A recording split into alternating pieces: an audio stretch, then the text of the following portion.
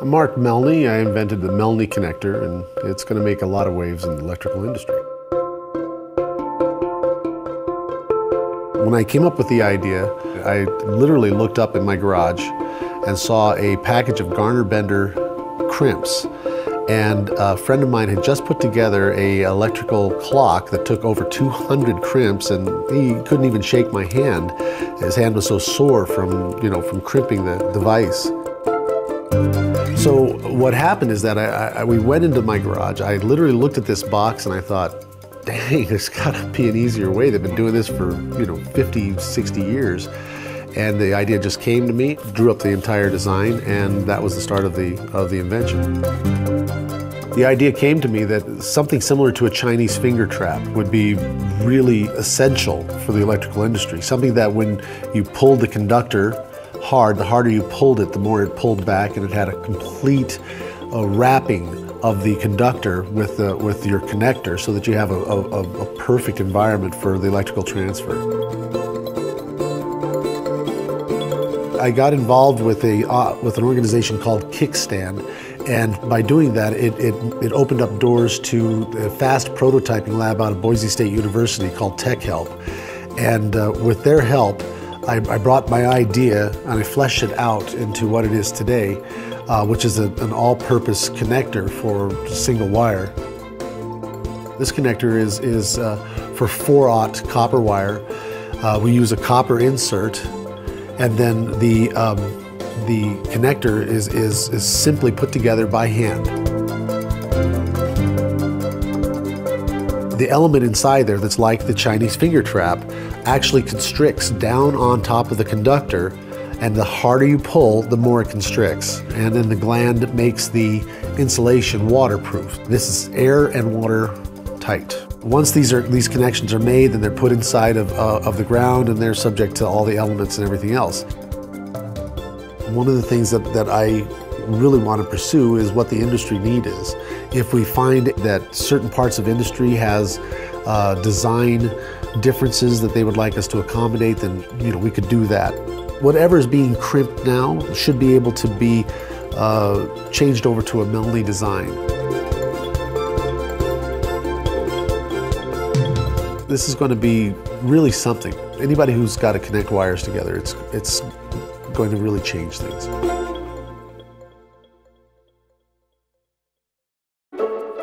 Idaho National Laboratory came on when we were just an IP. My product had won the statewide contest, so they offered us to help us with the testing. And we just finished our tests for the amperage and for the voltage breakout. The amperage test was performed a number of times. We have a trend at this point to see what our devices will do for future use. Today we measured 3 different points of temperature, one on the outside of the insulation, center of the connector, one drilled through the connector down to the copper insert, where we measured the internal temperature, and then one of just the cable directly outside of it. In the case of the 4/0 we were testing, it was 360 amps. And once it's at 360 amps, the connector will start to heat up. And once it finally levels off for a while and maintains within 3.6 degrees Fahrenheit, and that's when you can consider it to have reached a stable temperature. And then whatever the maximums are at that point are what UL compares to their standard. The voltage test, we were able to test our product and exceed what the UL test would be by a factor of 5 or 6 times greater than what the UL would perform on our products. I mean, the standard UL test is to load it up to 3,400 volts and it has to hold it for 1 minute. And so, I mean, our connectors blow through that. That's nothing for them. And so then after that, just for fun, because we have the equipment to do it, we keep adding more and more voltage till eventually it pops out of there.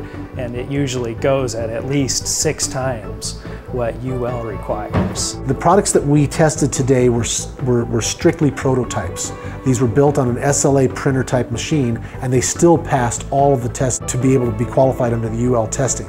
The products that we will be using for our production line, these will be plastics that have already been pre-approved by UL. So we would be looking at a much stronger product with the materials that we would be using for the production run.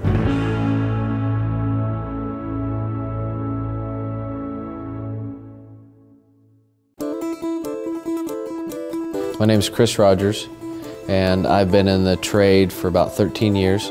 When we heard about the Melni connector, it was something that sparked our interest. The current process that we have for fixing secondary faults on a line is a pretty lengthy process. The one thing about the hand crimping tools is that you need quite a bit of room to crimp. And when you dig down, if you have a foot space, it's very restricting. Once we have the tools prepared, once we've stripped the conductors back, find the fault, then actually getting the right size of crimps for the wire itself is always a big concern in the field. It takes quite a bit of time. When we did the test on the Melni connector versus the older process, the crimp splice, we did them side by side, and I did a crimp splice to begin with. And then the first time we used the Melni connector, I was shown kind of the process beforehand, and it was extremely easier. And the length of time was cut, in half by far.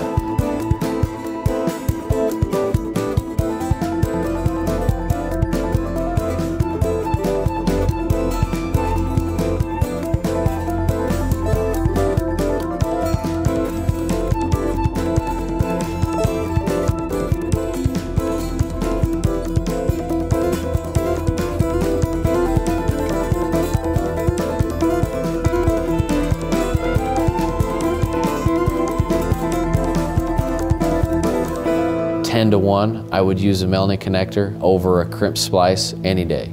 It is incredibly simple.